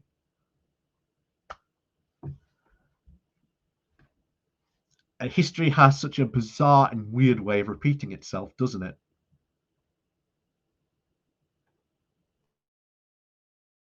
Did 4 major institutional reforms which would lead to better decision making in the future. But I think it is worth remembering where we were then. I found myself on a call with the council about mortuary capacity, and they'd already doubled mortuary capacity, and they were doubling it again. And then I found myself on a call saying we need to double it again. Well, how many times are you going to double mortuary capacity? Given where we were, it was an extremely frightening place. I mean, I really did think we were going to run out of crematorium capacity. We weren't going to run out of, but the irony was Muslims were worried about being cremated, not buried. And there was the controversy over that, and I was involved in it. But actually the problem was the reverse one, that we might have ended up with Hindus buried who wish to be cremated. But, we're talking about having so many bodies, you haven't got enough morgue capacity. And so in that context, having to make statements at the time, back then, on incomplete, a bit like when we go to war, the Prime Minister knows stuff we don't. I don't think I'm in a position to say that with the benefit of hindsight, I regret what I said then, not least because, much as I will find what you said, and we can, but I'm not really interested.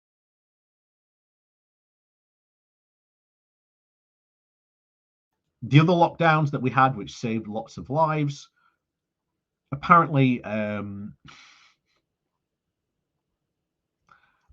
were bad. Apparently those were bad. I'm sorry, that was fantastic. Fantastic pause button action here. Steve Baker salivating over the fact of not calling for more lockdowns and saving more lives. Definitely looks like he's getting off on that. Interested, to be honest. We've all been through this, and I've been.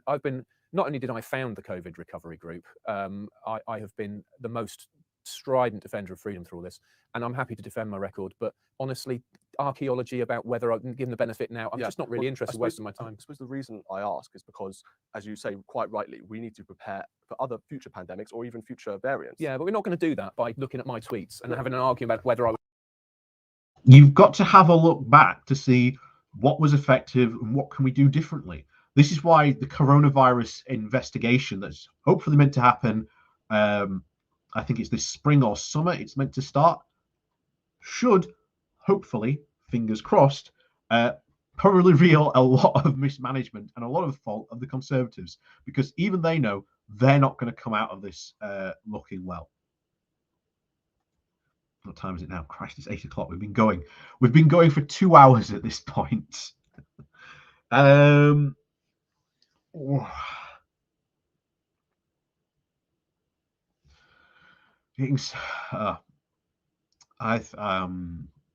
I want to continue? Because to be honest, I think we can go for another 2 hours at this. Tell you what, next Wednesday we'll continue this. Next Wednesday, our typical live stream, we will continue this and we'll find out more stuff. But again, we might have to abandon this because, as always, for the past 2 weeks in particular, because of, again, all the stuff that's been going on,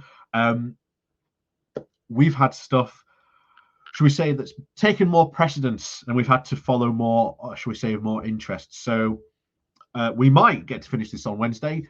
Something tells me I don't think we will. Something tells me I do not think we will get to finish this on Wednesday, because I think that this week indeed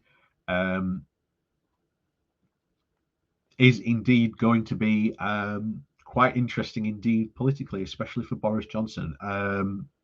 Like I say, we've got the blackmail scandal recently referred to the police at the weekend as well. So who knows where that could end up going?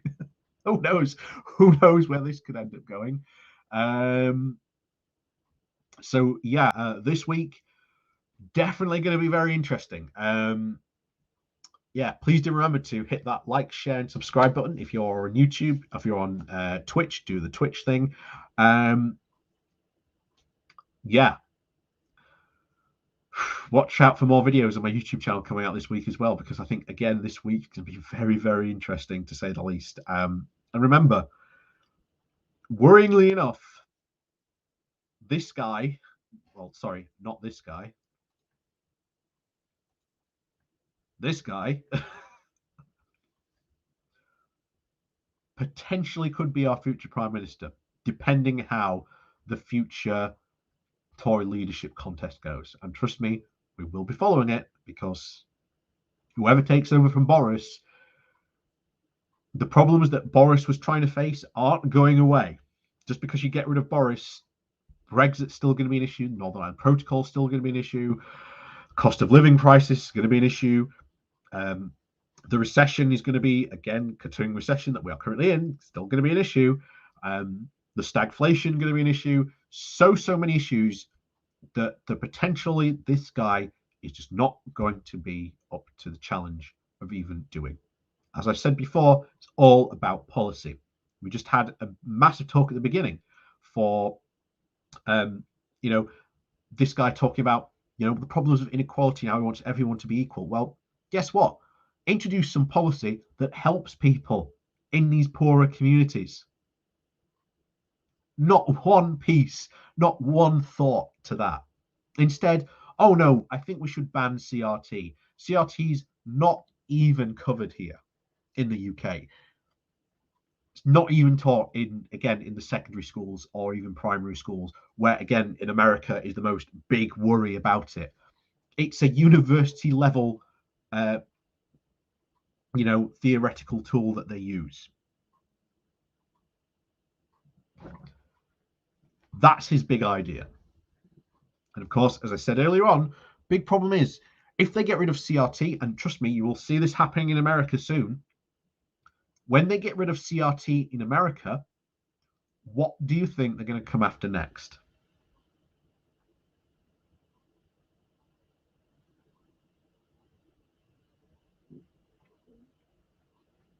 If the left stop pushing CRT, the left isn't pushing CRT. The left isn't pushing CRT at all here in the UK. It's just not a thing. I can tell you, Andy, as someone on the left, we are not pushing CRT. It is the right that are going, CRT is the problem. It's CRT. Oh my God, CRT. Someone please think of the children. They're being taught CRT when they're not. The problems right now in the UK that I'm caring about, first of all, there needs to be a windfall tax on oil and gas companies to help deal with the rise in fuel prices here in the UK. That will help the most poorest in this country. That is a lefty policy, Andy. That is what I want to talk about, because that will help people.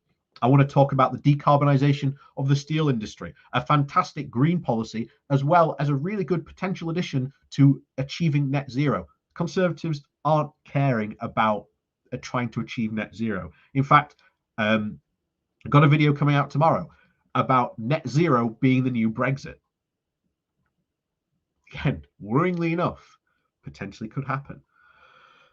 I want to talk about helping people who are on universal credit, but they need investment. They need to invest in this country. I want to talk about getting more people out of their cars and onto public transport. That means, again, investing in HS2, and especially on the northern line of HS2, because that means that you can have more local capacity. Again, if you want to know more about, if you are anti-HS2 on here, or you know someone who's anti-HS2 here, go back in my live streams and watch my interview with a guy called Gareth Dennis, who is a public policy analysis in the UK, who looks at transport policies here in the UK. It was an absolutely fantastic interview. Honestly, I could have gone on for hours just asking him questions. But really, really good interview we had with him. Hopefully, I'm trying to get on our guy who's running for the mayor of South Yorkshire here. He's the Labour candidate. He's also running as an open socialist and is pushing, as I talk a lot about on this channel, the book called Paint Your Town Red. It's policies for people interested in local policies for local government that are really good lefty things, as well as being quite socialist, that are good for your town. And he is running as an open socialist. I really want to get him on this channel and talk to him. But obviously, he's running for mayor. He's quite busy at the moment, so it's just, again, difficulty trying to get the schedule right for it. But hopefully, fingers crossed, we get him on. So much other stuff that, again, on the left, I talk about all the time. Education as well. Oh yeah, haven't even talked about education.